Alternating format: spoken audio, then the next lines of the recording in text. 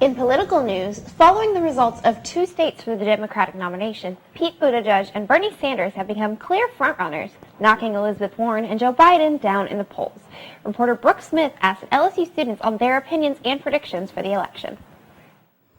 As the 2020 presidential campaign kicked off in Iowa and New Hampshire, I asked LSU students how the results could influence their vote and if they believe the results are representative of the whole nation. I don't think anyone expected Pete Buttigieg to be out here winning Iowa of all places, and he was confident doing it, called it before any of the caucus results were even in. It's like him and Bernie at the top. Who are you supporting for the 2020 election? Bernie Sanders. And why are you supporting Bernie? Because he's a socialist.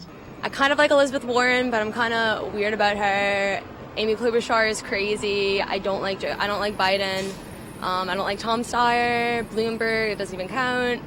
So you're a Bernie girl. I'm a Bernie girl. Okay. Is there a particular candidate that stands out to you? Maybe you've seen from Iowa or New Hampshire? Pete stood out, but not in a good way. Who are you supporting in the 2020 election? Trump. Who are you supporting for the 2020 election?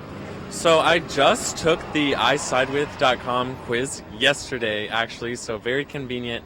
And I didn't realize, but Michael Bloomberg and I have very similar views. Your prediction for who will get the nomination? I would imagine, I don't know, it's kind of confusing right now, but I thought Joe Biden, but based on these recent results, I'm not as sure anymore. Since he has not done well in Iowa or New Hampshire, are you still supporting him, or are you just going to go with the majority? No, absolutely. I'm still supporting Uncle Joe. He's who I've wanted since day one, and he's who I'm going to stick with this year. So I personally think that the early states are super unrepresentative of the rest of the country, especially demographically. Like New Hampshire is 94% white, which is most definitely not representative of the rest of the nation.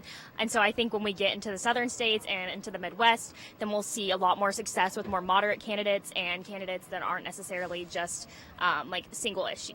33% of delegates will be allotted on the Super Tuesday primary. It'll be interesting to see how each candidate fares, as Buttigieg leads by only 1 delegate and states that account for less than 4% of the total number of delegates. For Tiger TV News, I'm Brooke Smith.